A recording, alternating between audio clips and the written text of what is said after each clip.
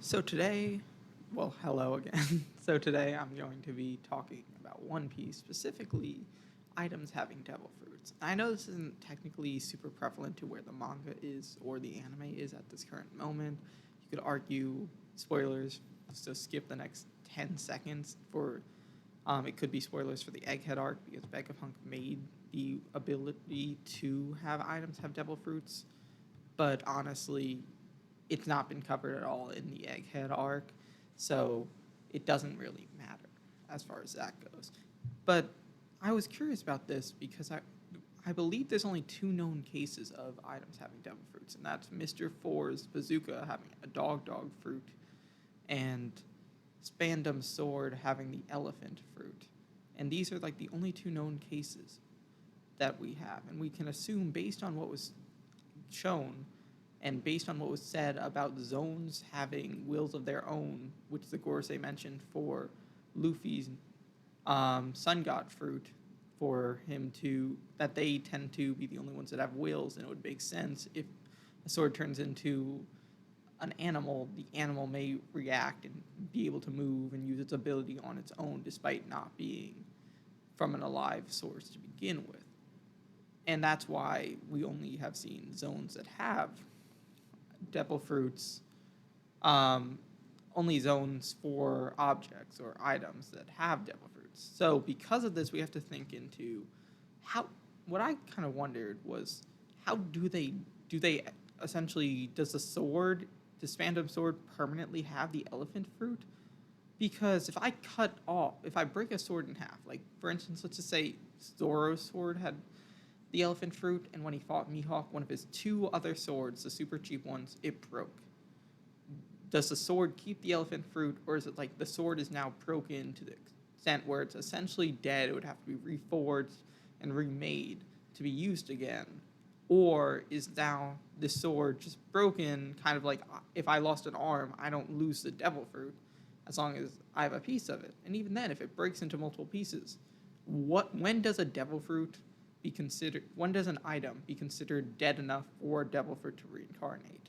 Which I guess the reincarnation part is relevant to what's happening currently in the manga, just because we're learning a lot more about devil fruits. But it really makes me wonder, just what does it take for an item to lose a devil fruit?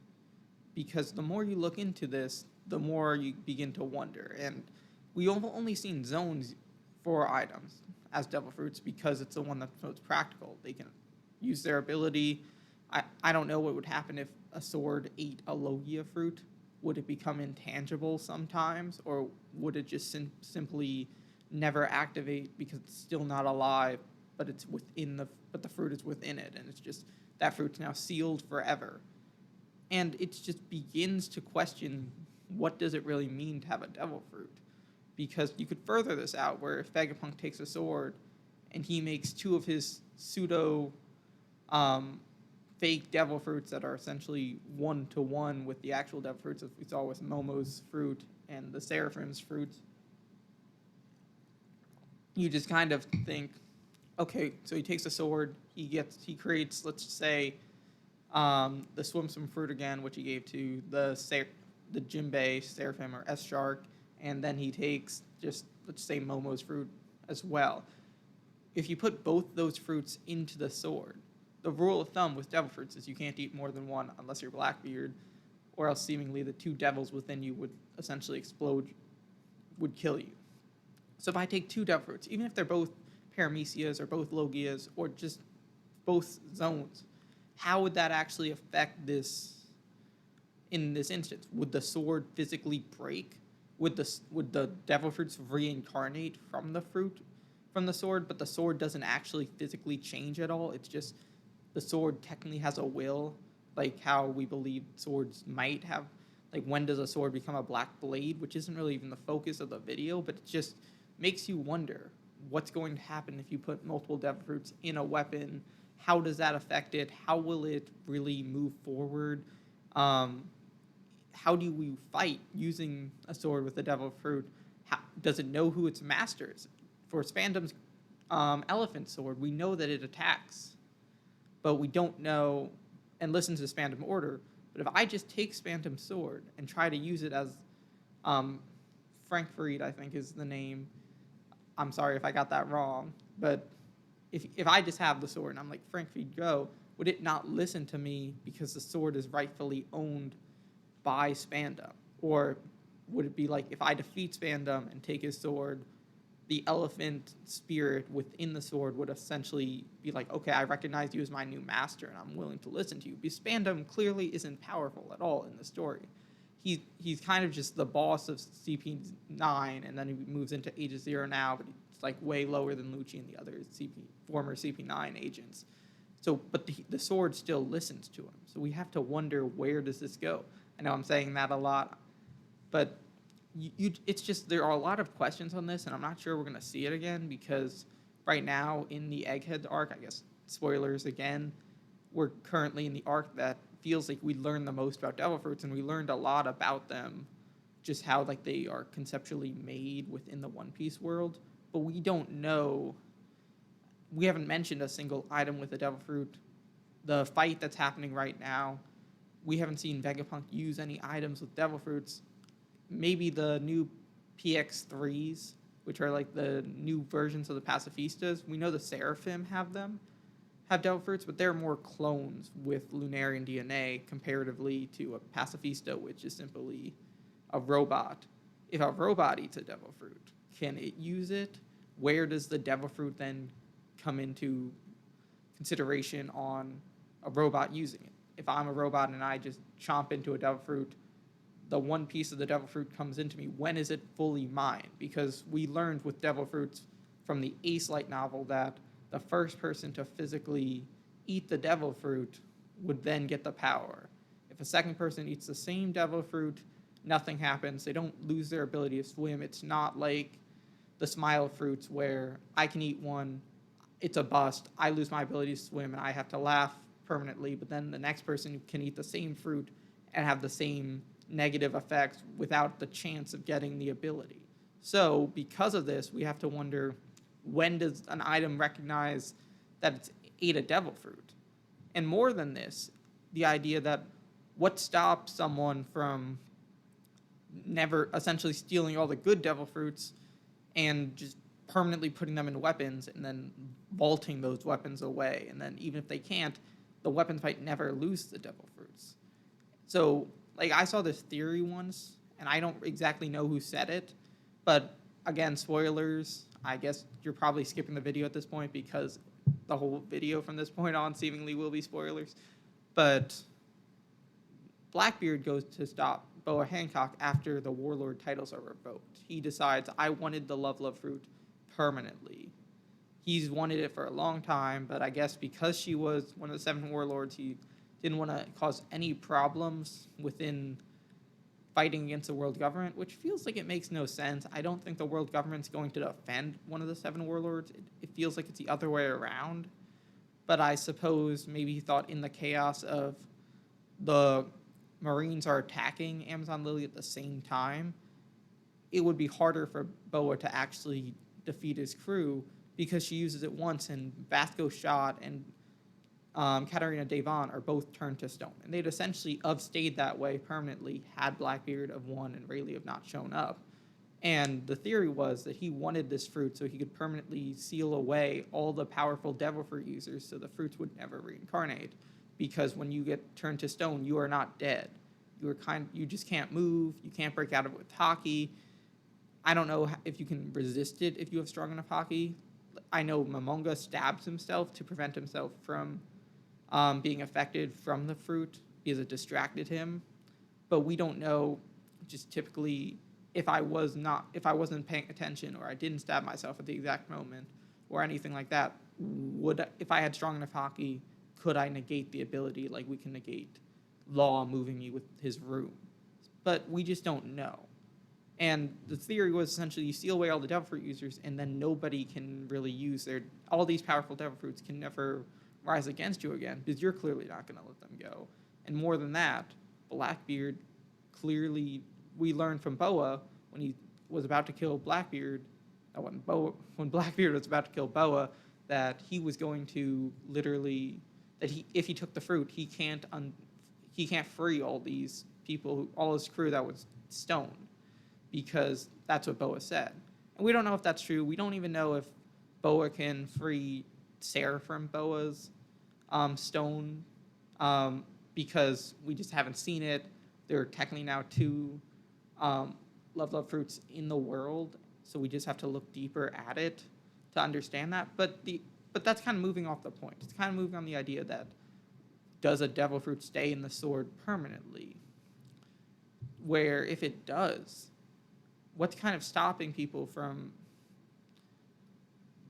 doing this and sealing away the devil fruits? You'd feel like the Gorosei, especially after Vegapunk made this realization, started to actually use it, that they would want to just start capturing devil fruits and sealing them away. They could give them to, if it was a zone, they could give them to their own Marines. And while the Gum fruit and a lot of zones seemingly avoid the world government because I guess they know they're corrupt, at least the Gum fruit does for sure. There are a lot of zones in the Marines from the Vice Admiral level, as we saw in Marineford. But simply looking at it this way, you could argue what stops them from being like, this is an annoying fruit, let's seal it away permanently. And for the fruits that they believe are actually valuable enough, they keep, or they allow to reincarnate because they want to use it again. Eam has immortal life, seemingly, because he's been alive for it has been alive for 800 years, for the whole time of the world government, and we don't know. We've only seen them in silhouette, so we can't tell how old they are.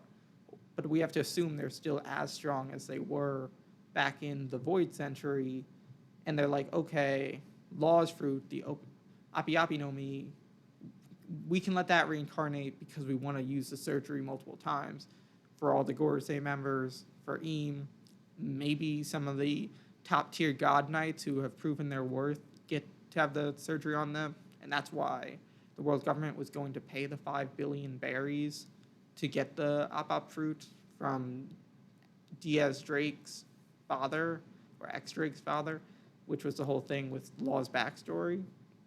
But we just don't know. But you'd feel like once they found out they could give a sword a devil fruit, they could be like, this fruit's annoying, we'd rather not pirates have it. I guess you could argue that they'd want their Marines to also have some devil fruit powers. But if Eam is actually in control of the water, which we believe, because Eam backwards is Umi, which means water, and a lot of people believe that Eam is kind of like the anger of the sea, and why devil fruit users can't use their powers is a theory. So if that's the case, you could argue that what stops Eam from being like, okay, we're going to take a bunch of worthless weapons, they don't need to be Saijo O Wazamonos or anything, and then just put a devil fruit in it, keep it in Marichua, it's off the board now. I don't need anybody to have devil fruits because I hate devil fruits. And that's just kind of where it's at. But then that also brings the question, like I mentioned, Saijo O Wazamonos. They're the 12 supreme grade swords, like Yoru. If I gave Yoru a devil fruit, Yoru is one of the strongest swords in the world. I'm sure it would break in certain instances, but it's not going to break easily. I mean, Zoro's Wado Ichimonji, no Haki, didn't get destroyed when Mihawk attacked him. And Mihawk didn't go full out in that fight, but you could just argue that through that one slash, that it could have broken if Mihawk had just used in Haki at that moment.